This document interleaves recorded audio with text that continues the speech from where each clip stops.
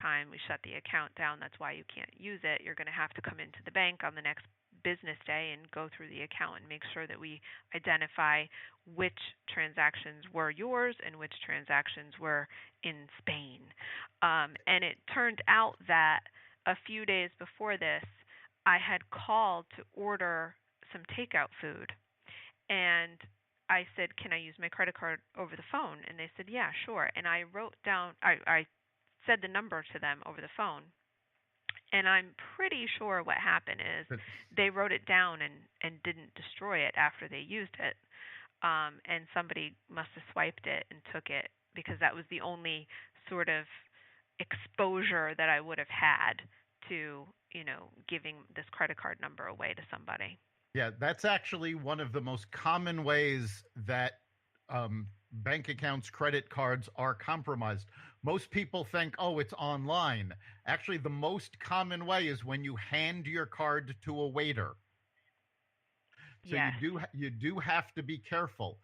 There's also all sorts of online scams. So you need to be aware if you get an email that looks suspicious, if you don't know exactly who is sending it, don't click on any links. These are things that you just have to be aware of and watch what you do. Follow common sense. If somebody sends you an email that you've just won a lottery award and you haven't played the lottery, don't click on any links. Right. And something also to remember, government agencies, IRS, FBI, they will never contact you via phone or email. All of their communication comes through the U.S. Postal Service. So if you're getting an email from the IRS saying you owe money and you have to pay now, it's a scam. Don't click on any of the links. That's correct. So sometimes, every once in a while, the IRS actually calls me for clients, on behalf of clients. So when people say nobody from the IRS ever calls you, 99.9% of the time that's true. No one from the IRS will ever call you. And when I do get phone calls from the IRS, the agent always identifies themselves with their name and their agent identity number. They have their own it's kind of like a employee ID number. So I always write that down because if there's ever a question about the conversation, I can say I had the conversation with this person with this identity number. So whenever anybody calls you claiming to be from, the Social Security Administration or the IRS or the Department of Revenue Services for the state of Connecticut, make sure that they identify themselves correctly and that they give you information and not the other way around.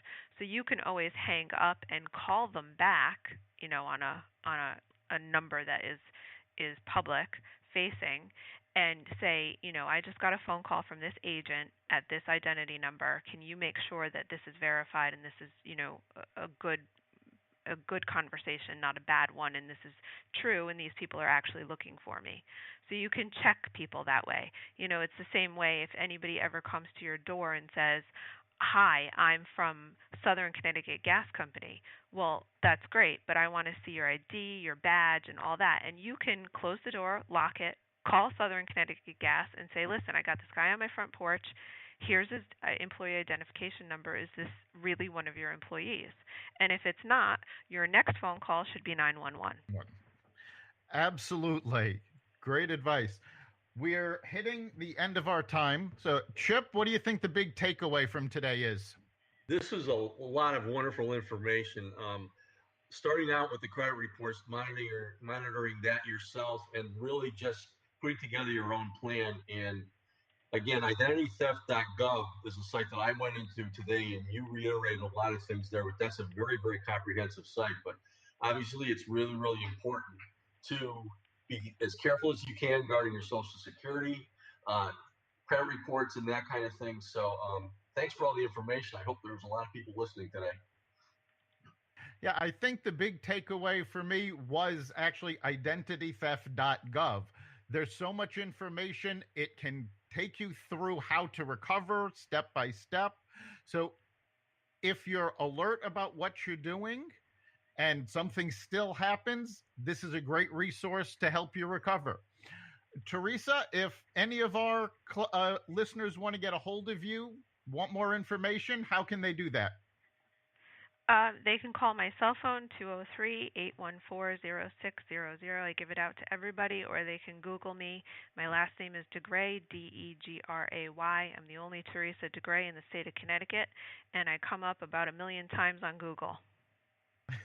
Good to know. All right. You've been listening to Success Showcase. You can catch us every week at xvadio.com/podcasts. You can also find us on the Apple Podcasts app, Spotify, Google Play, iHeartRadio, and wherever you find podcasts. Remember, make this your best week ever and make next week even better. See you then.